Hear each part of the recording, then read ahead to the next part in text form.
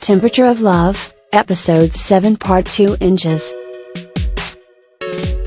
Episode 7 Recap. He gives his phone to Jun to deactivate, and with a warm farewell hug for his friend, he follows his mother to their plane. On the bus ride home, Hyun-soo returns Jung-sun's call, but unbeknownst to her, is already on his way to Paris.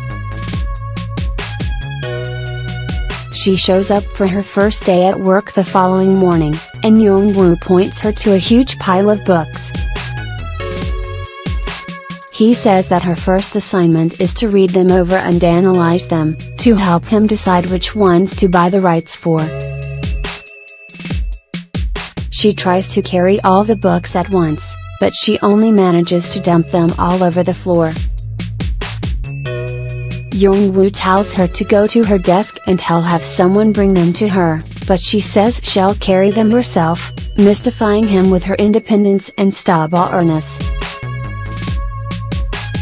Hong-ah shows up later to bring Hyun-soo some food and tell her that she's already submitted her entry into the writing contest.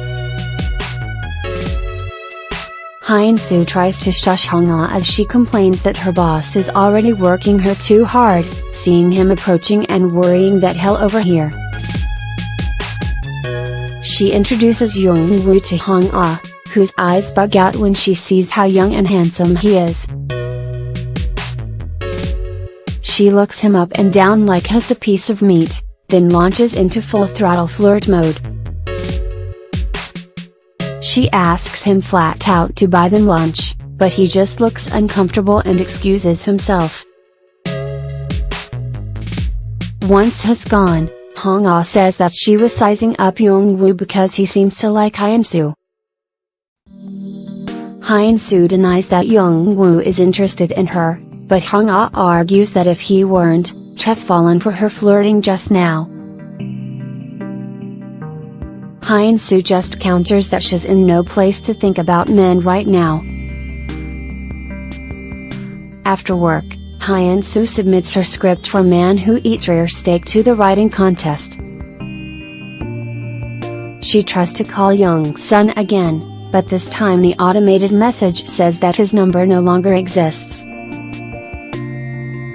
She's confused, but she's distracted when Jung-woo calls her from his office, which is on the balcony overlooking her workstation, to ask why she hasn't gone home yet. Hyun-soo goes to Jung-sun's apartment, telling herself that she's only there because he comes to her place so often and she doesn't like feeling indebted. She's shocked when a stranger answers the door and says he's the new tenant, and she staggers home in a daze. Hyun-mi reminds Hyun-soo that they're moving tomorrow and wonders nastily how long her new job will last. Hyun-soo is too upset to respond, stunned that Jung-sun would just disappear without a word. But then she remembers that in his own way, he did tell her, by asking her to wait for him. She thinks about how she turned him down, belatedly realizing that that was the last time she would see him. Months go by, and December rolls around.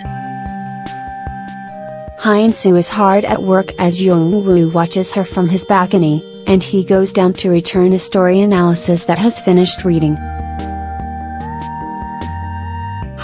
It's for Cheese in the Trap, and she tells him that she's almost finished analyzing Missing.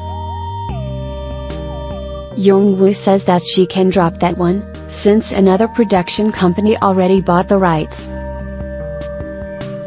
He invites her to dinner, and at first Hyun-soo says she's not interested, but when Jung-woo levels a look at her, she remembers how he likes to make people do what they don't want to do and says she'd love to.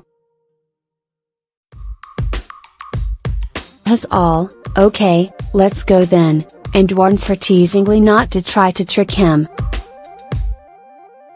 He asks if she's not hungry, or if she just doesn't want to eat with him.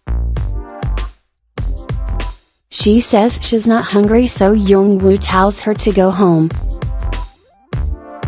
Hyun-soo immediately changes her mind, making Jung-woo grin when she says she's fickle like that. But her good mood and her appetite disappear when their meal reminds her of the soup that Jung-sun made for her, and she can't bring herself to eat. Later, Jung-woo flops on his couch in frustration, and Jun-ha drops by to crash at his place after a late night of shooting. They crack a couple of beers as Jun-ha asks how Hyun-soo is doing, and Jung-woo casually confesses that he likes her. He says he's going to ask her out, but Jun-ha warns that Hyun-soo isn't the type to have flings. Jung-woo tells Jun-ha that it's not a fling, he's been watching Hyun-soo for a while, and he says confidently, "She's my woman." Hyun-soo gets a call early one morning, and she's barely awake to hear that she won the writing contest. That evening, she comforts Hong-ah as she whines about not winning, assuming that Hyun-soo didn't win, either. But Hyun-soo tells her tentatively that she won, and Hong-ah seems happy for her, if a bit jealous. Hyun-soo is on her way to meet Jung-woo at the top floor of a skyscraper, and he barely acknowledges her arrival when she joins him. Finally he says he likes skyscrapers because he likes looking down from high places. Jung-woo tells Hyun-soo that his father was a failed businessman, and that his father lost his mother in return for that failure. He says that his father then became ill, and that he was afraid that Jung-woo would end up like him. So he gave Jung-woo every penny he had to go to the States, in the hopes that a big bond would make a big person.